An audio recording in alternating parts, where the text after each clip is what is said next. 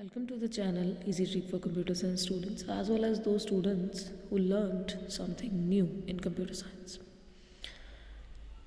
That tutorial is related to the keyboard function keys F1 to F12, and in the previous tutorial we discussed about the introduction of the keyboard. And those students who don't see the previous video of the keyboard introduction, the link will be available in the description box. You can check it out. And now we will discuss about the function keys and what are the actual use of the function keys. Before we will know that where we can use the usage of function keys, firstly we know that what is function key and how it can operate after that.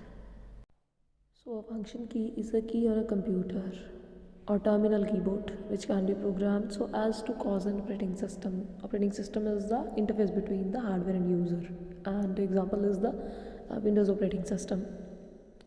Command interpreter, that is the DOS operating system, or application program, that is MS Word, MS PowerPoint, and other. To perform certain actions from a soft key. On some keyboards or computers, functional keys may have default actions accessible on power on your computer, or startup of your computer, or shutdown of your computer. So next we will discuss the operation of the function keys. So there are 12 function keys available, that is F1, F2 to till F12. So the first function key F1 is used for the help. Help जब भी आप लोगों को अपने operating system के बारे में चाहिए हो तो अपने डेस्कटॉप के किसी भी पार्ट के ऊपर आप जहाँ पे भी आपका आइकन आपको दिख रहा है आप वहाँ पे F1 प्रेस करोगे तो वहाँ पे एक विंडो ओपन होगी, जो विंडो के अंदर ऑपरेटिंग सिस्टम के हर पॉइंट के बारे में हेल्प अवेलेबल होगी। और अगर आप किसी सॉफ्टवेयर की भी हेल्प चाहते हो जैसे कि MS वर्ड, MS पावरपॉइंट और एनी अदर सॉफ्टवेयर, तो आप उस सॉफ्टवेयर के इनर पार्ट के अंदर उस विंडो के ऊपर आप F1 प्रेस करोगे तो उसका भी हेल्प की ओपन हो जाएगी और उसमें से भी आप किसी भी टॉपिक के बारे में कोई भी हेल्प ले सकते हो। आफ्टर दैट F2 की is use for the rename आपने कोई भी फाइल जो पहले बना ली हुई है, जो भी फाइल आपने, जैसे आपने कुछ सर्च किया और आपने हेल्प ली उस चीज़ के बारे में और उसी चीज़ को आपने सेव किया और उसको आपने किसी डिफरेंट नेम से सेव कर दिया, लेकिन आप किसी और नेम से सेव करना चाहते थे, तो आप F2 की प्रेस करोगे तो आपको वो रीनेम की ऑप्शन बताएगा। आप किसी भी फाइल को भी रीनेम कर सकते हो, जो आपकी ऑलरेडी बनी हुई फाइल है उसको भी, किसी भी फोल्डर को भी बड़े आराम से इसकी हेल्प के साथ आप रीनेम कर सकते हो। After that there is the key available F3 is that is for the searching.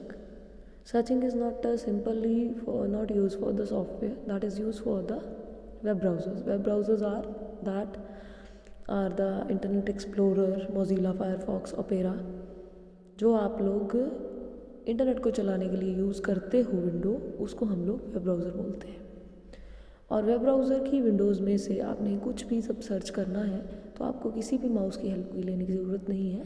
आप सिर्फ F3 की प्रेस करोगे जब, तो जिस एप्लीकेशन के अंदर आप हो आप उसमें से कुछ भी बड़े आराम से सर्च कर सकते हो। फॉर एग्ज़ाम्पल, अगर आप लोगों ने कोई भी टॉपिक ओपन कर रखा है अपने वेब ब्राउज़र के ऊपर और उसमें से कुछ और आगे के लिए कुछ और टॉपिक सर्च करना चाहते हो तो F3 की प्रेस करोगे तो वो आपको उसकी एड्रेस बार के अंदर ले जाएगा और उसके ऊपर आप कुछ भी सर्च अच्छे से कर सकते हो।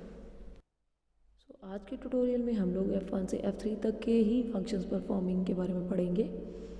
और इससे पहले आप लोगों ने ये भी देखा है कि फंक्शन की एक्चुअली होती क्या है और कैसे ऑपरेटिंग सिस्टम के फंक्शनिंग के साथ भी वर्क करती है और सॉफ्टवेयर्स के साथ भी वर्क करती है और इवन इंटरनेट एक्सप्लोरर की विंडोज़ के साथ भी ये वर्किंग करती है। और कल के ट्यूटोरियल में कंटिन्यूटी में मैं आपको F4 से F12 तक के फंक्शन की सारे ऑपरेशंस दिखाऊंगी कि वो भी किन किन ऑपरेटिंग सिस्टम की फंक्शनैलिटी के साथ, किन सॉफ्टवेयर के साथ वर्क करते हैं, जो कि आपके लिए बहुत हेल्पफुल रहेंगे for the exams also and for the practical exams also. Hope so that tutorial will helpful for to all of you, for all the students and for the new learner. So tomorrow video will be uploaded till 5 p.m. for the continuity of the functional keys also. And thanks for watching that tutorial. Stay safe and stay blessed. God bless to all of you. Thank you.